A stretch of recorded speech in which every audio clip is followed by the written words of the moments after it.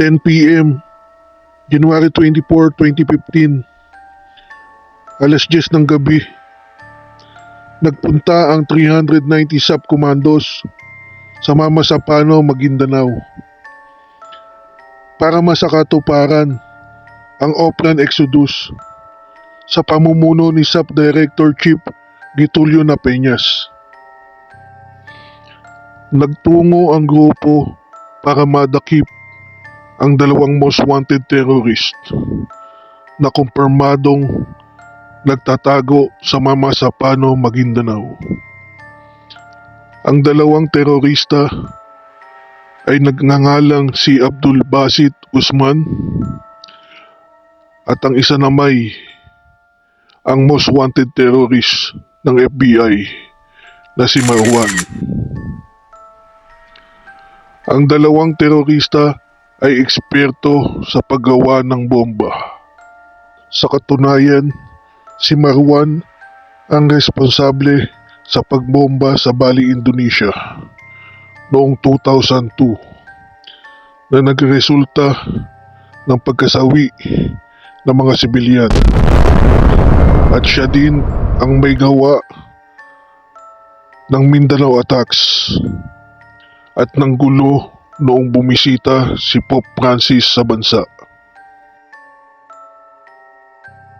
Bago pa man ang Oplan Exodus ay nagkaroon na ang PNP ng sunod-sunod na misyon. Ang iba ay nagawa ngunit nakatakas si Marwan at ang ibang misyon naman ay hindi natuloy. Kaya mga kakwento, halina't ating alamin ang mga naganap dito sa Ang Kwento.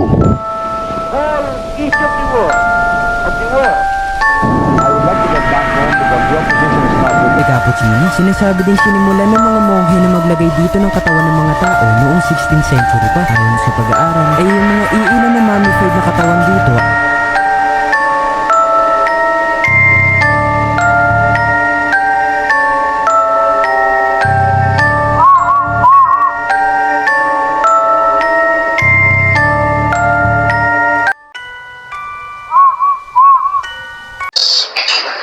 because first and foremost, we are peacekeepers. We are your peacekeepers. Wala akong ibang gusto ng katahimikan kundi kami. Alam namin, alam ng AFP, ang price to pay for war. Pero sir, we seek for very clear answers.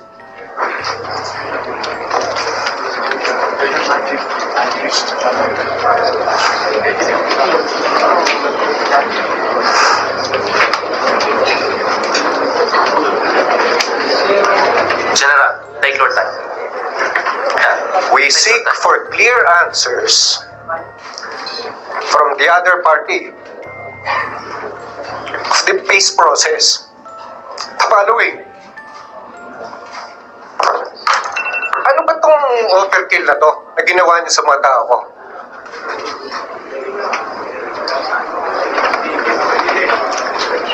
Ako,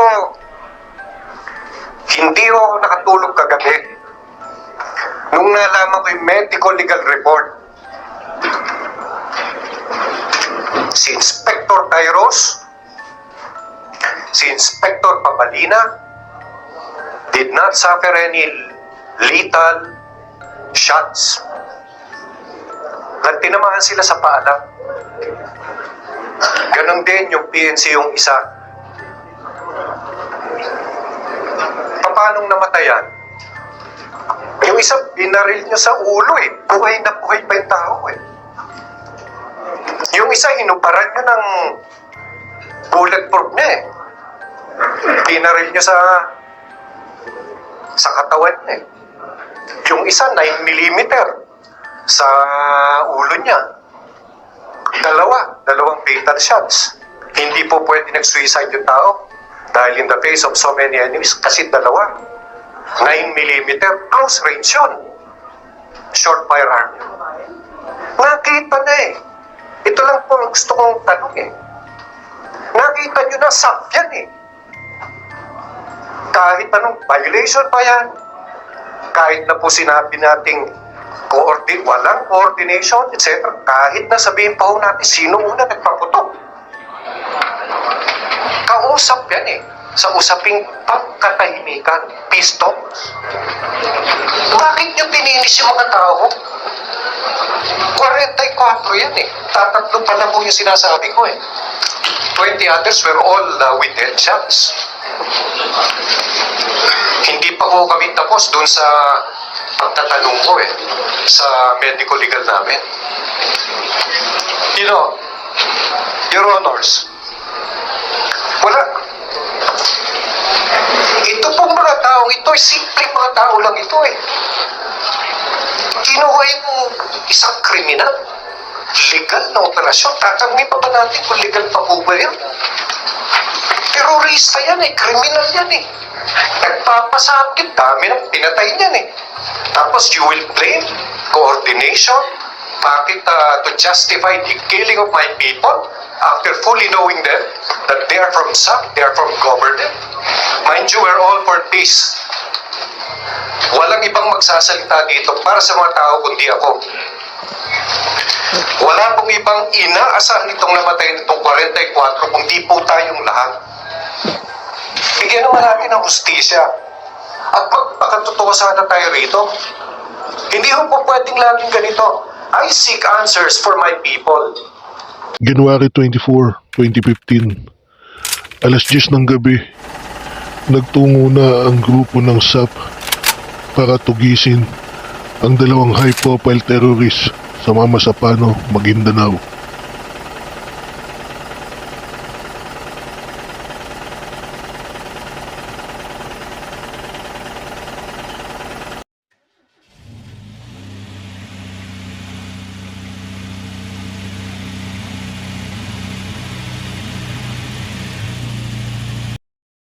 Ang grupo ay nahahati sa iba't ibang unit.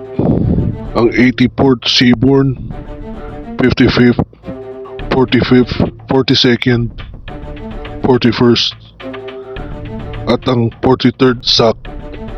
Ito ang plano na dapat sundin ng lahat ng grupo. Ang 84th Seaborne ang naatasan na unang papasok kung saan ang lokasyon ni Marwan. Susunod naman ang 55th SAC na magiging blocking force sa Seaborne. At ang 45th, 42nd at 41st SAC naman ay naka-assign para sa exit ng 84 Seaborne at 55th SAC. At ang 43rd SAC naman ay naatasan na magbantay sa magkabilang dulo ng jump-off point sa highway. Kapag nadakip na ang target ng 84 Seaborne, pupunta sila sa kung saan ang 55th at mag-e-exit sila kasabay ang lahat ng grupo. Ngunit ang plano na ito ay di nasunod. Alas 11 ng gabi, sa pamumuno ni Police Superintendent Raymond Train, ay pumasok na ang Seaborne kasama ang isang guide. At nang dahil sa drain at lakas ng agos ng ilog, ay napilitan ang 84 Seaborne na lumihis ng kaunti. Dahilan kaya sila nagtagal sa pagdating sa target area. Dahil dito ay natagalan din ang ibang 55th SAF at mga support group na nakasunod dito.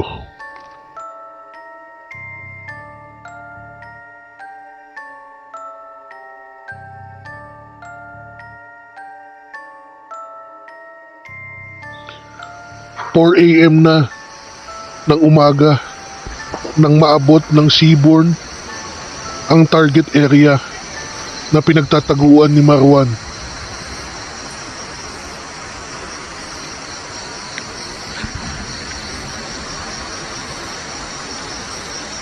Ang commander ng 13 at 41st ang nauna na tumawid sa ilog patungo sa kinaroroonan ng bahay ni Marwan.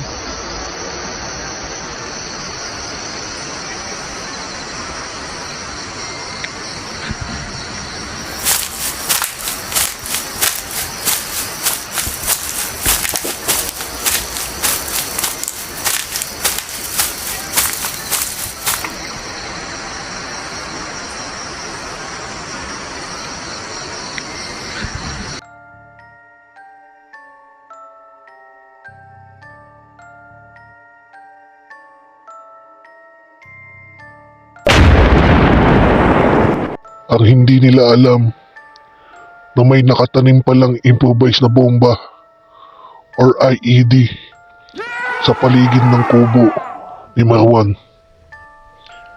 Sa pagsabog ng dalawang bomba ay dalawa din ang tinamaan. Pagkalipas ng ilang segundo ay pinaulanan na ang mga komandos na mga bala ni Marwan. Ang palitan ng putok ay tumagal ng 15 minuto bago na-neutralize si Marwan, habang si Abdul Basit Usman ay nakatakas. Pero ang bakbakang ito ay naging sanhi para maalerto at magising ang mga miyembro ng BIFF, MILF at mga private armed groups sa lugar.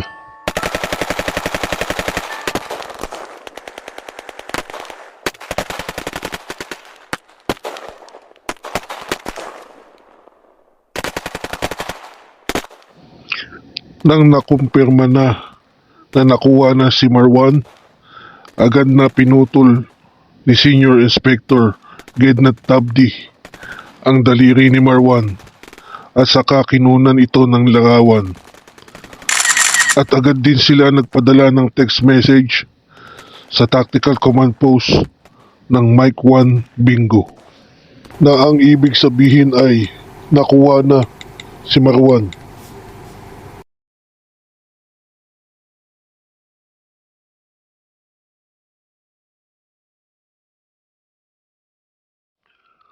Agad-agad na umalis ang mga komandos papunta sana sa target area ng 55th Staff.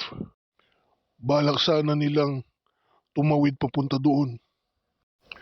Ngunit naipit na sila sa gitna na kung saan ay napapaligiran sila ng mga armadong grupo.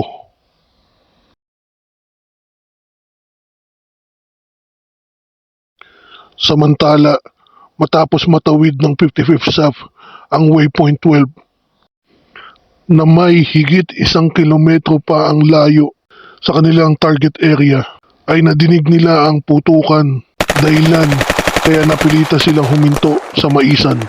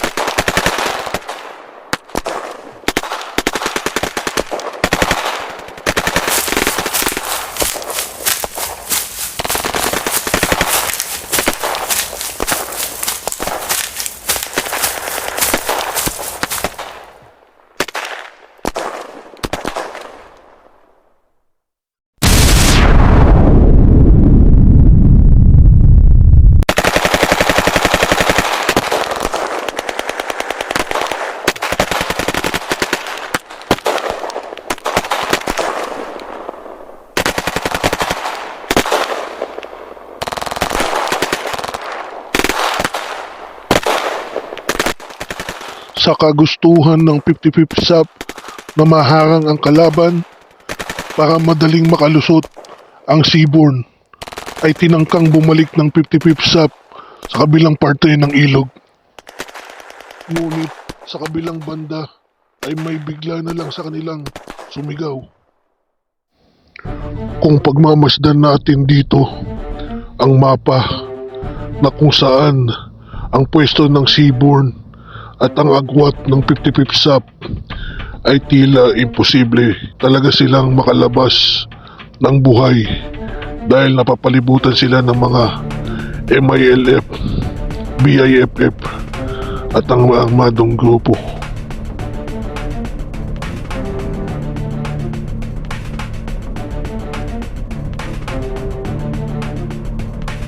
Sa haba ng bakbakan, ilang komandos na ang napatay at ang ilan naman ay sugatan. Kaya napilitan na silang tumawag ng reinforcement sa kanilang area. Nagsisigaw na ng sir, reinforcement sir. Wala ba tayong kastibak sir? Saan na yung mga reinforcement natin sir? Yung mga sigaw ng mga wounded na kasama ko.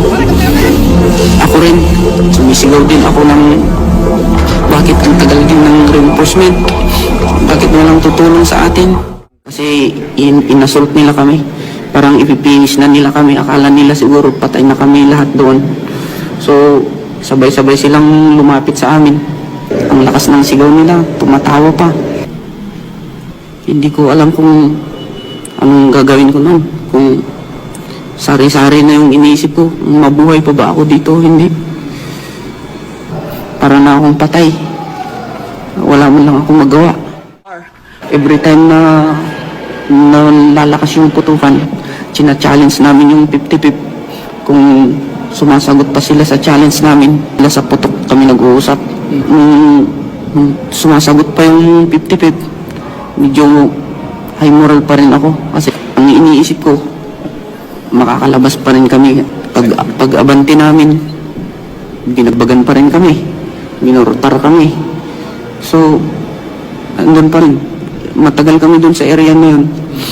Hanggang sa hindi na sumasagot yung 50-50 sa amin. Binantayan namin yung mga patay namin. Yung kaming mga wounded. Binantayan kami ng mga hindi nasugatan. Walang aalis. Walang aatras. Walang magsusurrender. Mamamatay na tayo lahat dito. Ang 45th SAP ay papunta para rumisponde sa napapalabang 55th SAP. Ngunit habang palapit sila sa area para sana tumulong, ay pinapuputukan na din sila ng mga kalaban. Samantala, mga 5 AM to 6 AM ay pinaalam ni SAP Director na Peñas kay Major General Edmundo Pangilinan, ang Commanding General ng 6th Infantry Division sa Cotabato, na nasa Mamasapano sila at kailangan nila ng tulong. Agad naman pinaalam ni General Edmundo Pangilinan ang sitwasyon sa commander ng 601st Brigade na siya ang may jurisdiction sa Mamasapano.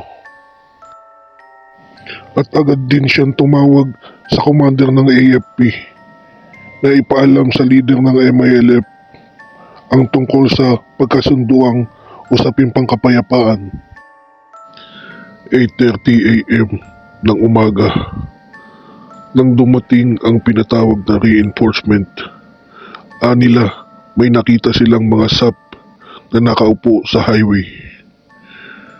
Nakipag-usap na ang army sa leader ng SAP kung saan ang lokasyon ng Seabourn. Pero ang problema ay di tiyak ng SAP leader ang kasalukuyang area ng Seabourn. Pagkatapos nilang alamin ang lugar, sila ay tumungo na sa area. Ngunit ang ibang 300 commandos ay ayaw sumama sa kanila dahil wala daw silang order na natanggap sa SAF. 9 AM, nakatanggap ng tawag ang army mula sa Seabourn. Anila na nasa bundok sila ng barangay Tukanlipaw at pinalilibutan sila ng mga MILF. Habang si General Chief of Staff Katapang ay nag-utos sa mga tao niya na umiwas sa mga MILF dahil ayaw niyang masira ang usaping pangkapayapaan sa lugar. Ngunit walang nagawa ang army kundi makipagpalitan din ng putok sa kalaban nung sila ay magkaharap.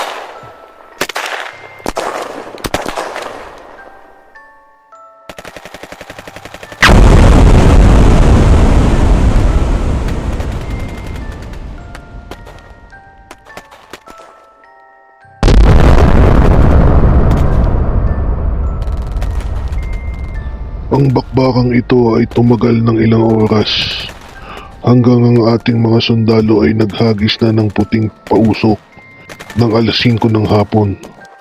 Ang pausok ay ginagamit ng mga sundalo sa gera para hindi sila makita at di sila matamaan ng kapwa nila sundalo.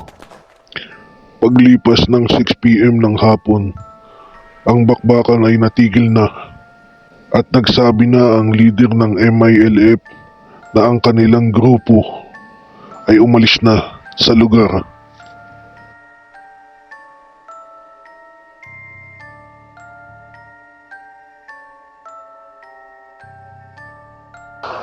Hindi ho po pwedeng laging ganito. I seek answers for my people. So that when I die and when my time comes, that I have to face them, at least I can say something.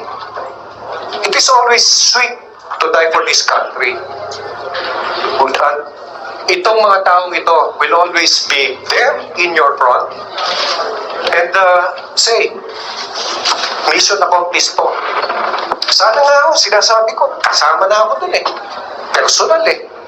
So that I can lie down before you and tell you, salute, mission accomplished. Pero po, inuulit po namin, kami sa Philippine National Police, we are all for peace. Sagutin nyo lang po ako so that when we face each other all in heaven, I can tell them what happened. My men, I tell you, buhay na buhay yan. Hindi nyo man lang pinauwi kasama ng kanyang mga anak. Dapat fair play lang mo lahat. That's what I want. That's what I request. Fairness and justice for my men. Maraming salamat.